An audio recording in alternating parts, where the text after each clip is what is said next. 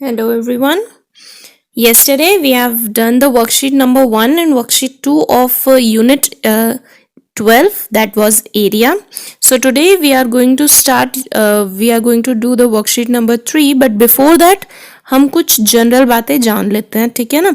सो देखिए, unit of area, units of area कौन कौन सी यूनिट्स हम यूज करते हैं. जैसे हम लेंथ को मेजर करने के लिए मीटर का यूज करते हैं, वेट को मेजर करने के लिए, मास को मेजर करने के लिए हम किसका यूज करते हैं, केजी का यूज करते हैं.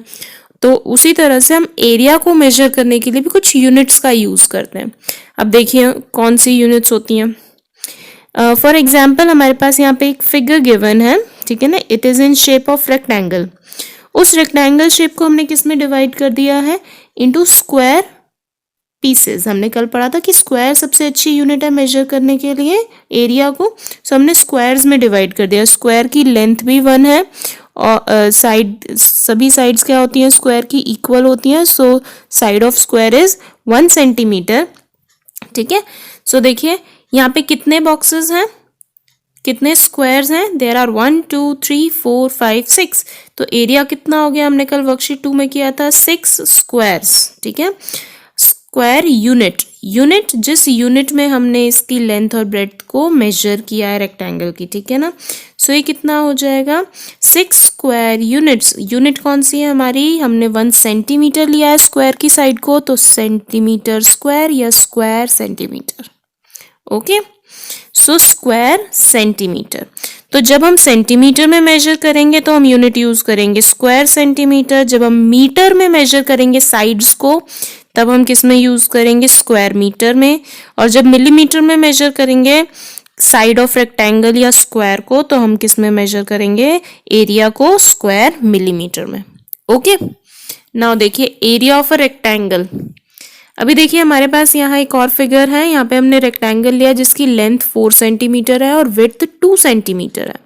इसे हमने क्या कर दिया है, इक्वल इक्वल पार्ट्स में डिवाइड कर दिया है स्क्वायर्स में. ओके, जिसकी साइड 1 है, ठीक, स्क्वायर की साइड 1 है. देखिए 1 2 3 4 5 6 7 8. तो एरिया कितना हो जाना चाहिए, हमने कल पढ़ा था वर्कशीट 2 में, कितना, 8 स्क्वायर यूनिट्स. और यूनिट कौन सी, सेंटीमीटर में मेजर किया है, तो 8 स्क्वायर सेंटीमीटर, ठीक है.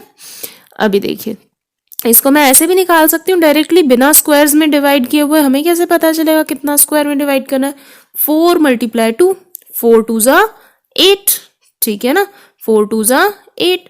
कितने नंबर ऑफ स्क्वायर्स हैं यहाँ पर, कितने नंबर ऑफ स्क्वायर्स हैं, एक कॉलम में 2, ओनली 2, हर कॉलम में 2 2 है, ठीक है ना. और एक रो में कितने हैं, 1 2 3 4, 4 ऊपर है 4 नीचे है, ठीक है ना. तो हर एक रो में कितने हैं, 4 हैं, और हर कॉलम में कितने हैं, 2 हैं. तो कैसे हम निकालेंगे, बाय मल्टीप्लाइंग, ठीक है ना. तो हम डायरेक्टली, हम इजी तरीका याद रखेंगे. हम क्या करेंगे, हम एरिया ऑफ रेक्टेंगल जब भी हमें निकालना है हम लेंथ को किससे मल्टीप्लाई कर देंगे, ब्रेड्थ से मल्टीप्लाई कर देंगे. जो हमें लेंथ दी हुई है और जो हमें ब्रेड्थ दी हुई है, ठीक है. नेक्स्ट, ऐसे ही जब हम स्क्वायर के लिए निकालेंगे तो उसे भी हमने, देखिए यहाँ पे एक स्क्वायर गिवन है जिसकी साइड 3 सेंटीमीटर है, उसे इक्वल इक्वल किस में डिवाइड कर दिया, स्क्वायर्स में हमने डिवाइड कर दिया निकालने के लिए. और टोटल हम देखिए काउंट कर लेते हैं, 1 2 3 4 5 6 7 8 9. कितना हो गया, 9 हो गया. तो मतलब एरिया कितना हो गया, 9 स्क्वायर सेंटीमीटर्स. इजी तरीका क्या है निकालने का, साइड को साइड से क्या कर दीजिए, मल्टीप्लाई कर दीजिए. 3 को 3 से मल्टीप्लाई करेंगे तो क्या आ जाएगा, एरिया ऑफ स्क्वायर आ जाएगा. सो 2 चीजें हैं याद रखने वाली, area of rectangle length multiply breadth, और area of square side multiply side. Okay, चलिए अब हम चलते हैं वर्कशीट नंबर 3 के क्वेश्चंस की तरफ. वर्कशीट नंबर 3 में देखिए जो क्वेश्चंस हमसे पूछे गए हैं. First is fill in the blanks. The best unit of measuring area, area को मेजर करने के लिए सबसे अच्छी यूनिट क्या है, हमें पता है स्क्वायर, हमने कल पढ़ा था स्क्वायर होती है. Next, measure of the amount of surface enclosed bye closed figure. ये भी हमने कल पढ़ा था कि किसी भी क्लोज्ड फिगर के अंदर कितना सरफेस आ रहा है उसे हम क्या बोलते हैं, area. Okay, so it is area. Next, area of rectangle equals to, area of rectangle किसके इक्वल होता है? It is equal to length multiply breadth. Okay, next area of a square, area of square अभी हम पढ़ के आए हैं, side multiply side. Okay, next area of a square having one side equal to 1 centimetre. Area of square निकालना है हमें जिसकी साइड कितनी है? 1 सेंटीमीटर. तो अभी हमने बताया area of square side multiply side, तो 1 मल्टीप्लाई 1 कितना हो जाएगा? 1, और यूनिट क्या है? सेंटीमीटर है, तो एरिया की यूनिट कितनी हो जाएगी? Square centimetre. सो आंसर आएगा 1 square centimetres. Now come to question number 2. Find the area of rectangle whose dimensions are given below. अब आपको एरिया ऑफ रेक्टेंगल निकालना है जिनके डायमेंशंस हमें गिवन है. देखिए फर्स्ट पार्ट, लेंथ गिवन है 8 सेंटीमीटर और विड्थ गिवन है 3 सेंटीमीटर. तो लेंथ 8, ब्रेड्थ 3 सेंटीमीटर. ठीक है, सो हमारे पास में जो एरिया का फॉर्मूला होता है रेक्टेंगल के लिए क्या होता है? Length multiply breadth. तो 3 8 24 सेंटीमीटर स्क्वायर और स्क्वायर सेंटीमीटर्स. ठीक है, नेक्स्ट लेंथ गिवन है 12 सेंटीमीटर और विड्थ गिवन है 9 सेंटीमीटर. सो 12 और 9 लेंथ और ब्रेड्थ. एरिया निकालने के लिए multiply them, length multiply breadth. So 12 9s are 108 और यूनिट स्क्वायर सेंटीमीटर क्योंकि सेंटीमीटर में गिवन है. Okay, next question 3. I hope आप लोग अपने आप कर लेंगे. 32 मल्टीप्लाई 12 करना है. ठीक है ना, सो ये अपने आप कीजिएगा. आ जाइए क्वेश्चन नंबर 4 पर. लेंथ इक्वल्स टू 1 मीटर और विड्थ इक्वल्स टू 75 सेंटीमीटर. अब देखिए लेंथ मीटर में गिवन है और विड्थ सेंटीमीटर में गिवन है, तो हम हमेशा ये याद रखेंगे जब हम बड़े हो जाएंगे तब भी कि जब भी हम कैलकुलेशन करते हैं तो यूनिट्स हमेशा कैसी होनी चाहिए? सेम होनी चाहिए. ठीक है, तो हम पहले इसे सेम बना लेते हैं. लेंथ 1 मीटर है तो 1 मीटर इक्वल्स टू 100 सेंटीमीटर होता है. सो 1 मीटर इक्वल्स टू 100 सेंटीमीटर. तो 1 मीटर की जगह मैं 100 सेंटीमीटर लिख रही हूँ. अब दोनों सेंटीमीटर में आ गए. ठीक है ना, तो अब हम क्या कर सकते हैं? एरिया फाइंड आउट कर सकते हैं. Area of rectangle equals to length multiply breadth. So 100 multiply 75 it will become 7500 centimetre squares. Okay, clear है. जब भी हम कभी भी कैलकुलेशन करेंगे ध्यान रखेंगे यूनिट हमेशा कैसी होनी चाहिए? सेम होनी चाहिए दोनों की. ठीक है ना, लेंथ की भी और ब्रेड्थ की भी. चलिए अब देखते हैं question number 3. Find the area of following squares whose sides are given below. अभी जो एरिया है हमें उन स्क्वायर्स का निकालना है जिनकी साइड्स गिवन है हमें. That is 6 centimetre. साइड कितनी गिवन है? 6 सेंटीमीटर गिवन है. तो एरिया ऑफ स्क्वायर कितना होता है? Area of square equals to side multiply side. तो 6 मल्टीप्लाई 6 कितना हो गया? 6 6 36. ठीक है, so it becomes 36 square centimetres. Next 11 आप खुद निकाल सकते हैं. क्या करना है? 11 को अपने आप से मल्टीप्लाई करना है, साइड मल्टीप्लाई साइड. मैं बता ही देती हूँ. चलिए 11 multiply 11 it becomes 121 square centimetres. Okay, now question number 4. Question number 4 देखिए. Length of a carpet. हम कारपेट यूज करते हैं तो कारपेट का जो लेंथ है वो कितना गिवन है? 5 मीटर्स और ब्रेड्थ कितना गिवन है? 2 मीटर्स. ठीक है, तो हमें क्या निकालना है? एरिया फाइंड आउट करना है कारपेट का. ठीक है, सो 5 मीटर मल्टीप्लाई 2 मीटर क्योंकि एरिया कितना होता है रेक्टेंगल का?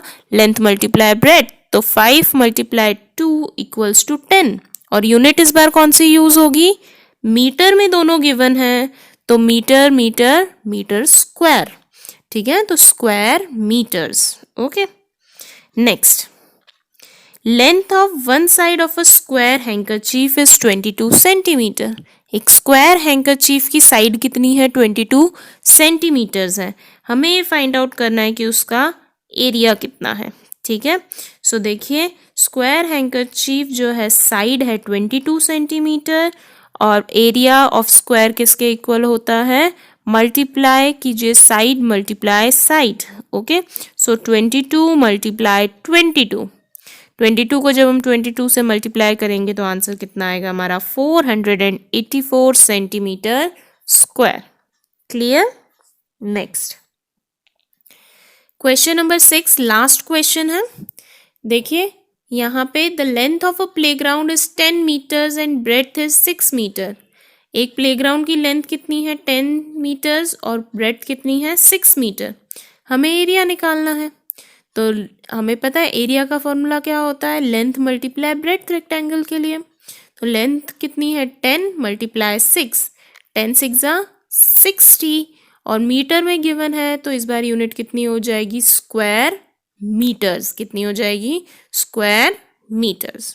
ओके, नाउ देखिए नेक्स्ट इज, अब हमारे पास में क्या है, एक वैल्यू बेस्ड क्वेश्चन है, ये भी हम देख ही लेते हैं।